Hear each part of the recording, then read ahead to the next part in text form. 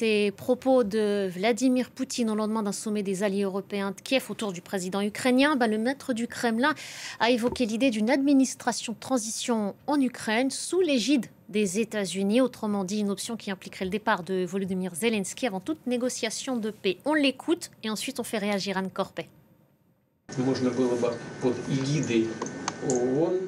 Nous pourrions discuter sous l'égide de l'ONU avec les États-Unis, les pays européens et bien sûr avec nos partenaires et amis de la possibilité de mettre en place un gouvernement provisoire en Ukraine afin d'organiser des élections démocratiques et de porter au pouvoir un gouvernement viable bénéficiant de la confiance du peuple.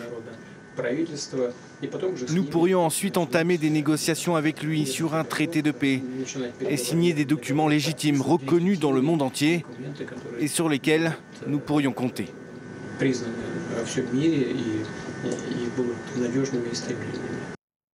Anne Corpet nous a rejoint pour tenter de comprendre ce qui se cache derrière cette déclaration. La première chose à retenir, Anne, c'est l'ironie d'entendre le président russe parler de processus démocratique. Oui, et également d'évoquer les Nations Unies, puisque c'est bien le veto russe qui bloque toute l'institution depuis le début de la guerre en Ukraine. En fait, sur le fond, Vladimir Poutine exige tout simplement un changement de régime en Ukraine. Il souhaite placer à la place de Volodymyr Zelensky une espèce de marionnette russo-compatible qu'il pourrait manipuler à sa guise. Vladimir Poutine trouve que Volodymyr Zelensky est illégitime et refuse de discuter avec son homologue ukrainien.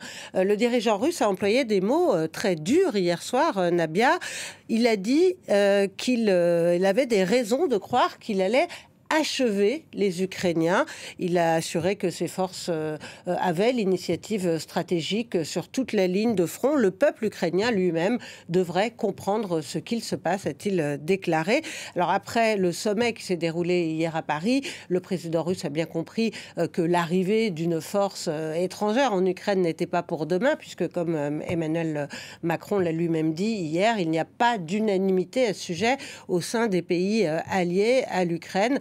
Pas d'unanimité pour se joindre au tandem franco-britannique prêt à déployer une force de dissuasion qui ne serait pas au combat, une force de dissuasion en Ukraine en cas, bien sûr, de cessez-le-feu. Alors, si le président ukrainien s'est dit reconnaissant hier des efforts fournis pour aider son pays, il a été contraint de remarquer que, il y avait beaucoup de questions, mais encore peu de réponses au sujet de cet éventuel déploiement en Ukraine. Les pays européens espèrent et attendent des garanties américaines avant d'envoyer éventuellement des soldats sur place, mais Washington refuse pour l'instant de s'engager sur ce point. Et dans le même temps, le président russe a les mains libres pour poursuivre l'offensive sur le terrain ukrainien finalement. Oui, et les forces russes ont déjà quasiment réussi à sortir les Ukrainiens de leur territoire. Vous savez que les forces de Kiev avaient conquis 1000 km² de terre russe dans la région de Koursk en août dernier.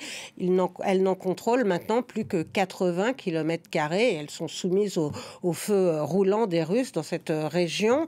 D'ailleurs, Moscou a annoncé ce matin avoir repris un village dans cette zone frontalière. Le président russe veut aussi conquérir au moins l'intégrité des 4 régions qu'il a formellement annexées. Et puis, Kiev craint aussi une grande offensive dans le nord du pays, dans la région de Kharkiv. La guerre n'est pas terminée, Nabia. Merci beaucoup, Anne. Merci.